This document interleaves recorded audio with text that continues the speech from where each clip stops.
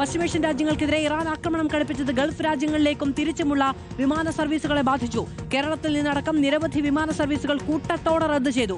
തിരുവനന്തപുരം, കോഴിക്കോട് വിമാനത്താവളങ്ങളിൽ നിന്നും തിരിച്ചുമുള്ള നിരവധി സർവീസുകൾ റദ്ദാക്കപ്പെട്ടു. തിരുവനന്തപുരം വിമാനത്താവളത്തിൽ നിന്ന് ഇന്ന് 33 സർവീസുകൾ റദ്ദു ചെയ്തു. നാളത്തെ 5 സർവീസുകളും റദ്ദു ചെയ്തിട്ടുണ്ട്. തിരുവനന്തപുരത്ത് നിന്ന് സാന്ത്വന സുജുവും കൊച്ചിയിൽ നിന്ന് ഷാബാസ് അഹമ്മദും നമ്മളോടൊപ്പം വിവരങ്ങളുമായി ചേരുകയാണ്.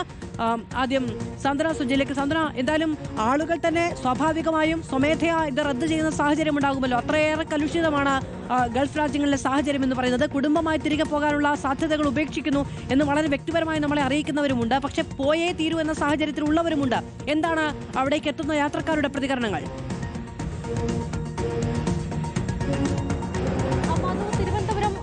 ഇന്റർനാഷണൽ എയർപോർട്ടിലേക്ക് വരികയാണെങ്കിൽ സാധാരണ നമ്മൾ കാണാത്ത തരത്തിലുള്ള ഒരു കാഴ്ചയാണ് ഇവിടെ നിന്ന് കാണുന്നത്. നമുക്ക് ആ ദൃശ്യങ്ങൾ കാണുകയാണെങ്കിൽ വ്യക്തമാണ്.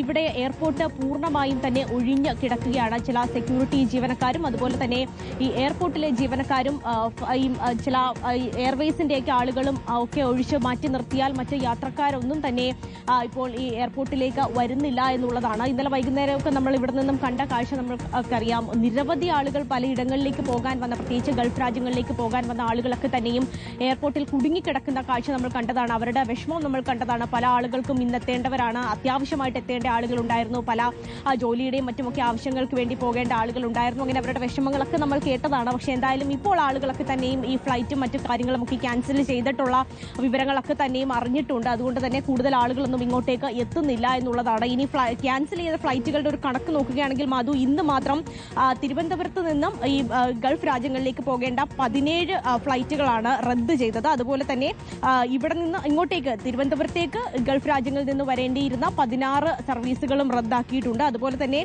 നിലവിൽ ഇപ്പോൾ എപ്പോഴാണ് ഈ വ്യോമപാത തുറക്കുന്നത് എന്നുള്ള കാര്യത്തിൽ ഇനിയും ഒരു തീരുമാനം ഉണ്ടായിട്ടില്ല. ഒരു പശ്ചാത്തലത്തിൽ നാളത്തെ ഫ്ലൈറ്റുകളും ക്യാൻസൽ ചെയ്തു എന്നുള്ള വിവരങ്ങളും നിലവിൽ പുറത്തു വരുന്നുണ്ട്. നാളെ ഇപ്പോൾ തിരുവനന്തപുരം എയർപോർട്ടിലേക്ക് വരേണ്ട തിരുവനന്തപുരത്ത് നിന്ന് വിവരങ്ങൾ നൽകിയത് ഷാബാസ് അഹമ്മദ് കൊച്ചിയിൽ നിന്ന് നമ്മളോടൊപ്പമുണ്ട്. ഷാബാസ്, സമാനമായ കാഴ്ചയാണോ കൊച്ചിയിലും, കൊച്ചി വിമാനത്താവളത്തിലും നമുക്ക് കാണാൻ കഴിയുന്നത്?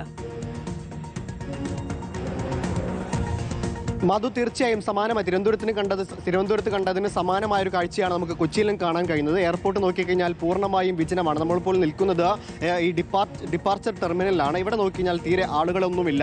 ഈ വിമാനങ്ങൾ ക്യാൻസൽ ചെയ്തത് അറിഞ്ഞുകൊണ്ട് തന്നെ ആളുകൾ പലരും ഈ യാത്ര ഒഴിവാക്കിയിട്ടുണ്ട്. ചില ആളുകൾ വരുന്നത് ഈ വിമാന കമ്പനിയിൽ ഈ വിവരങ്ങൾ അന്വേഷിക്കാനായാണ്. അങ്ങനെ പലരും വന്ന് വിവരങ്ങൾ അന്വേഷിച്ച് നിലവിൽ പോകുന്നുണ്ട്. ഏകദേശം 20ഓളം ഫ്ലൈറ്റുകളാണ് കൊച്ചിയിൽ നിന്ന് പുറപ്പെടേണ്ട വിമാനങ്ങൾ ഇന്ന് റദ്ദാക്കിയിരിക്കുന്നത്. നേരത്തെ ജിദ്ദ, മസ്കറ്റ് വിമാനങ്ങൾ പുറപ്പെടുമെന്ന് രാവിലെ അറിയിച്ചിരുന്നെങ്കിലും ഈ വിമാനങ്ങൾ ഷെഡ്യൂൾ ചെയ്തിരുന്നെങ്കിലും പിന്നീട് പുറപ്പെടില്ല എന്ന് അറിയിക്കുകയായിരുന്നു. ഈ വിമാനങ്ങളടക്കം ക്യാൻസൽ ചെയ്യുകയായിരുന്നു. ഏകദേശം 8ഓളം വിമാനങ്ങൾ കൊച്ചിയിലേക്ക് വരേണ്ട വിമാനങ്ങളും റദ്ദ് ചെയ്തിരുന്നു. നമുക്ക് നിലവിൽ കുറച്ച് യാത്രക്കാരെ കാണാം. പലരും ഈ വിവരങ്ങൾ അന്വേഷിക്കാനായി ഇവിടെ എത്തിയതാണ്. ചേട്ടൻ എവിടെ സ്ഥലം? പെരുമ്പാവൂർ. എവിടേക്കാണ് പോകാനുള്ളത്? ഞാൻ മോണ്ടനെഗ്രോ എന്ന് പറഞ്ഞ രാജ്യത്തേക്കാണ് പോകാനുള്ളത്. ഏത് വഴിയാണ് പോകുന്നത്?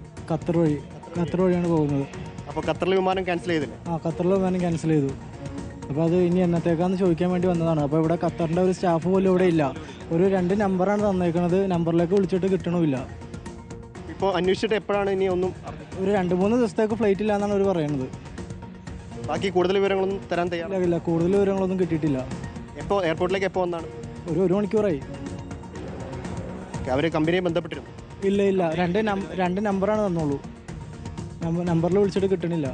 ചേട്ടൻ എവിടേക്കാണ് പോകുന്നത്? ഞാൻ മോണ്ടിനെഗ്രോ സെയിം സ്ഥലത്തേക്ക് തന്നെയാണ്.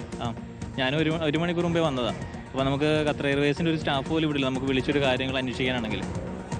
മധു, ദുബായിലേക്ക് അടക്കം പോകേണ്ട ചില വിദേശ പൗരന്മാരടക്കം ഇവിടെ കുടുങ്ങി കിടക്കുന്നുണ്ട്. Sir, where are you from?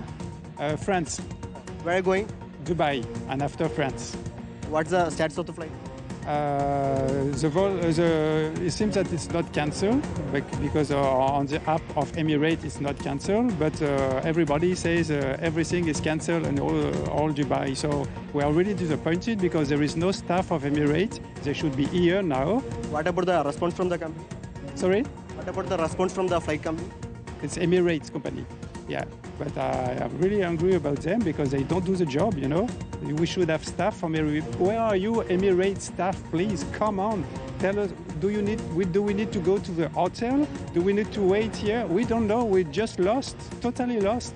We are in India, hundreds of thousands kilometers from home, and we don't know what to do. It's a shame.